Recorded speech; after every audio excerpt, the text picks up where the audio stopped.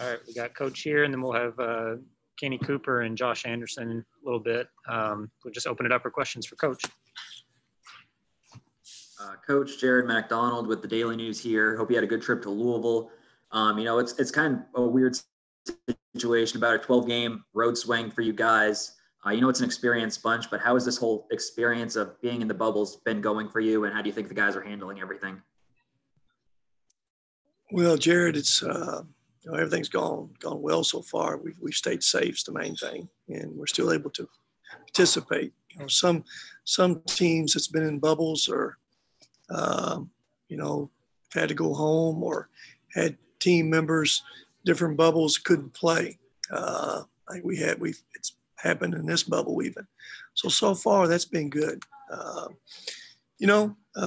We're excited to be in the bubble. We're excited to play Louisville. It's very obvious we have been on the road for a long time. We all eating too much, that's for sure. You eat, go to practice, and that's about it. You don't get out of your rooms. But like I say, the blessed thing is we're able to play, and that's the most important thing. And Louisville's done a great job with this bubble. It's a great setup for us, and we're excited about playing tomorrow night. Coach Jared with the Daily News again. Tomorrow night, Louisville. What's the scouting report on those guys, and what's it going to take to try to get a win? Well, they're a very good team. We're surprised, and they may be a top 25 team when the rankings come out, and those couple people's got them in top 25. They can put a lineup on the floor. They're big and really big and physical. And they go with the big Ireland kid, and Weathers at 4, and Davis at 3, and Johnson at 2. That's a big, strong, powerful team. They've got a great guard, probably the best fifth-year grad transfer in the country last year, and he was a kid from Radford, Jones kid, leading them in scoring, leading them in assists, and he's very clever with the basketball. He doesn't get sped up any, and he's got a great pace about him, and he's kind of the key to their team right now. They're a very, very, very good team, one of the better teams in the country. Rick, this is John Clay with the Herald Leader in Lexington. What have you liked so far about the way your team has played? Well, John, one thing we've had to do, and I've said this, probably we've played 3 of the most extreme games we can play. And kind of what I mean by that is this. I'm not so sure there's anybody in the country shoots more threes and more cerebral than Northern Iowa that we're going to play. It's number one. Number two, boy, it's hard to press to find another team more athletic and quicker and press you like Memphis does. And for sure on this third one, there's not a front line in the country stronger and more powerful than West Virginia. So we've played a mixture of 3 different kind of teams, and we just kind of had to adjust on the fly. It wasn't like we played one, had 2 days prepare, and played one, 2 days prepare. We played one game at 1 o'clock one day and played next at 11 o'clock the next day. So there wasn't much preparation. We've had to adjust on the fly, but our guys have, we found ways to make the adjustments. We found ways to be able to play against different styles. So, I like that about us. It's things I learned about our team as we play. I'll learn, early. That's why you play exhibition games and a few cupcakes, so you can kind of learn about your team a little bit. But we didn't have that opportunity. There's a lot of teams don't have the opportunity. You kind of got to learn about your team on the fly this year. And that's kind of where we're at. And there's some things probably that, I can learn from our games against West Virginia that hopefully can help us down the road too. Rick, this is John Lewis at WDRB in Louisville. You talked about Carlik Jones there a little bit. What is it about his game that you like? This is John? Who am I speaking with? This is John Lewis at WDRB. John, okay. Hey, John. Again, there's no substitute for the experience he has, number one. He came in as a big-time scorer. He was one of the better grad transfers. Maybe on paper, he was the best grad transfer in the country. He scores different ways. He shoots it well enough. You got to guard him. I think he made 46 threes last year. But he's got a great pace about him. He never gets sped up. He knows how to attack the big guys off of ball screens. He can snake in ball screens. And Like I said, he's got a great pace about him, and he can pick out open defenders, whether they're rolling to the hole or whether they're in that perimeter. And that stuff you just can't teach. Players have it. Some have it better than others, and some don't have it at all. And he's got a great pace about him. Coach Jared McDonald with the Daily News again. I know we've talked about depth and the importance of those 6, 7, 8, 9, 10 guys off the bench.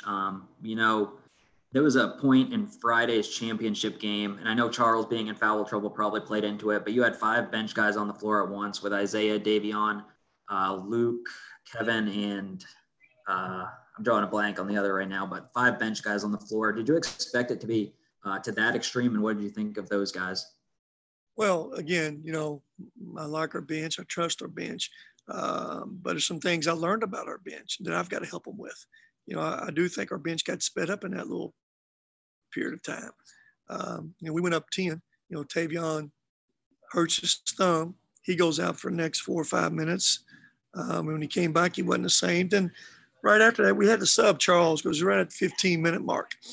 But I really thought for the next 5 minutes or so, we got sped up. We had a couple turnovers, had a couple jump shots, and had a shot clock violation. There was about 3 out of 5 possessions that were turnovers and 2 jump shots.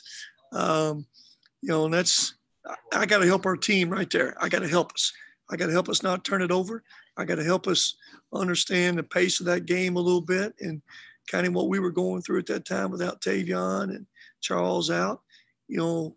At that point of that game, how you play, you have to adjust. You got to change a little bit. I thought we kept playing probably too aggressive, and a team like West Virginia, that probably wasn't the best thing at that time. But I like our bench. I trust our bench, and those guys will be valuable for us all year long.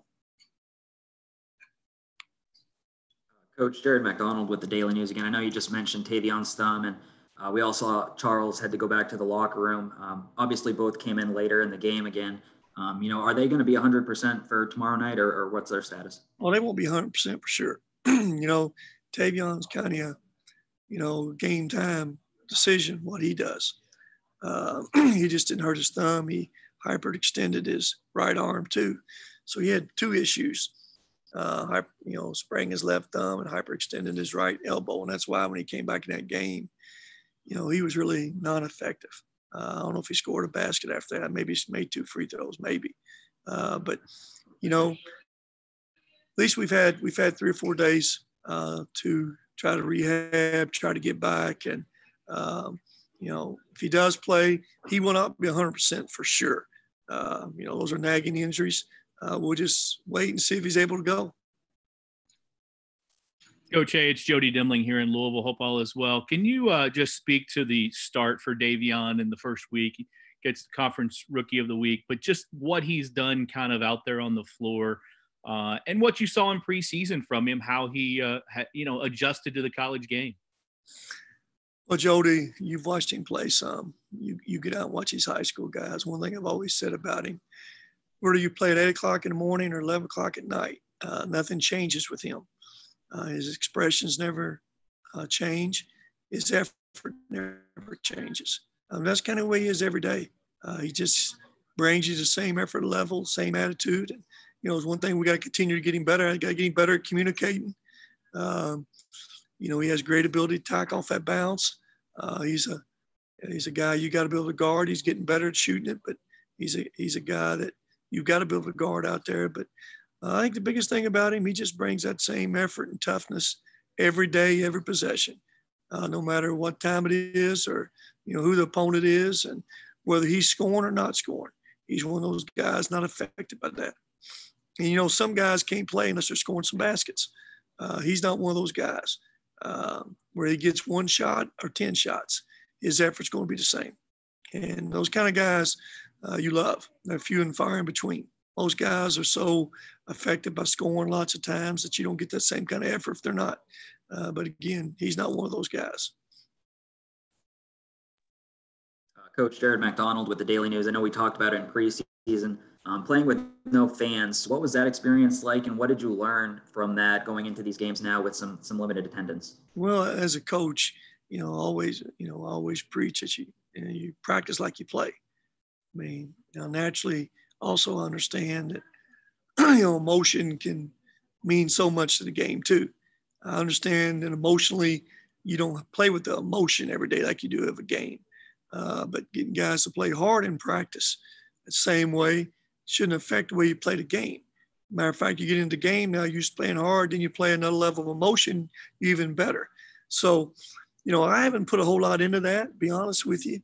I hadn't thought about it. I mean, we're all in the same boat. Naturally, we love be playing in front of full arenas. We love come back home to diddle with the full arena.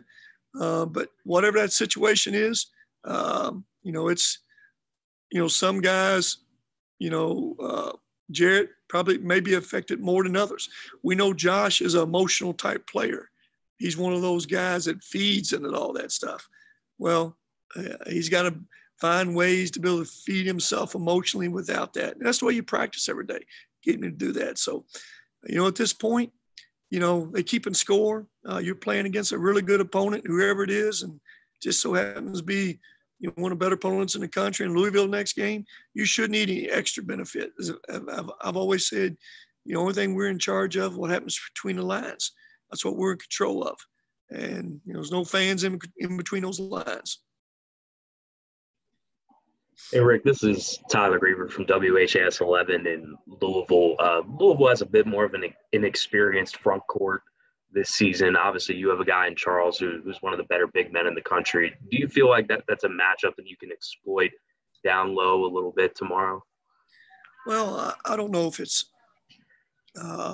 they're big and strong down low. They bring big Ireland kids, big, strong, 6'10", 240, and like I say, Weathers is 6'8", 230, big and strong. I mean, it's going to be a strength of our team. We'll play to every night, no matter who that opponent is.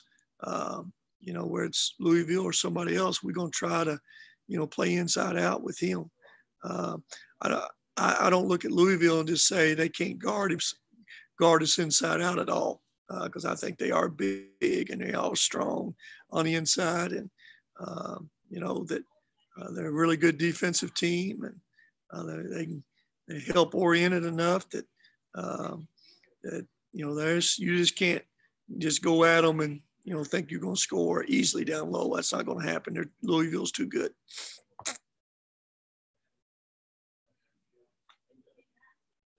Is Tyler on here? I'm here. Well, Tyler, you hadn't asked a question. I'm looking at your face the whole time. So if you're going to be on here, ask me a question. I guess looking at Charles through his first 3 games, coming back from injury, just what have you seen out of him? It seems like he might be a better player after going through that recovery process. Yeah, if y'all remember what I've told you, I thought he was physically and mentally was better than he was before he got hurt. And he should be from a standpoint of mentally. Physically, you just never knew where he'd get back to. But, I think he did a great job rehabbing. He spent a lot of time up there while we were all in isolation. And, I think one adjustment we had to make with him, I thought the first game, early in the game, he was, had a little bit of a jitters from a standpoint. The game was really fast for him. I think he was settling just for jump shots and quick shots. And I think as the tournament went on a little bit, he kind of settled down. And, I know against Memphis, he went to work on the inside with them. And, but, I think everything about him's better. We just, again, got to keep him healthy. He got a, bump on that other knee, I guess, that last game, and had a little bit of swelling in it. So we've had to kind of take it easy on him the last few days. So, but like you said, Tyler, I think there's no question he's better than he was, both physically and mentally. Coach Hunter Smith from WKU, you talked about having to in that crossover class, you just adjust on the fly. And for the most part, your team was very, very successful in adjusting. Just how much confidence does that give you guys going forward? Well, I think it's very obvious. If we can stay healthy, Hunter, we have a good basketball team. I think we've proven that already. And, I think we'll get better and better. Remember now, we got new guys out there, Charles, and learning to play over again big. Last year we played small after that 8th game. Carson at the 5. Now we're having to learn to play big again with those 2 guys. Now we're having to learn. We play with a new point guard in Cooper. So there's a lot of even though some veteran pieces, there's some new parts for this team. And the more we play, the more we'll figure out, even myself as a coach, what guys can do, what things. Then you got to learn your bench. That bench is pretty new, and you got to learn what they can do together, what they can do in different times of the game, who can think, who can see things happening before it happens. You can see all that in practice a little bit, but it's never the same until you throw that ball up. When it's game time, then you have game slippage in young men. But as I've said, I like our team. We got to stay healthy, and we got a lot of room for improvement. There's a lot of things we can get better at, and I think we will. The thing about playing these bubbles, you don't really get a chance to get better. There's no practice time. You're basically playing games. Players, they'd probably just rather do that. But as a coach, there are some things that I know we need to work on coming out of those last 3 games that you just really don't have time to do that right now. And plus, you don't want to take a chance on getting an injury. You get an injury in this bubble with these 3 games, basically back to back to back. You're playing without some guys. So we kind of got to be smart on both ends of it. But I do like our team, and I think we will keep getting better. Anything else for Coach? You guys good?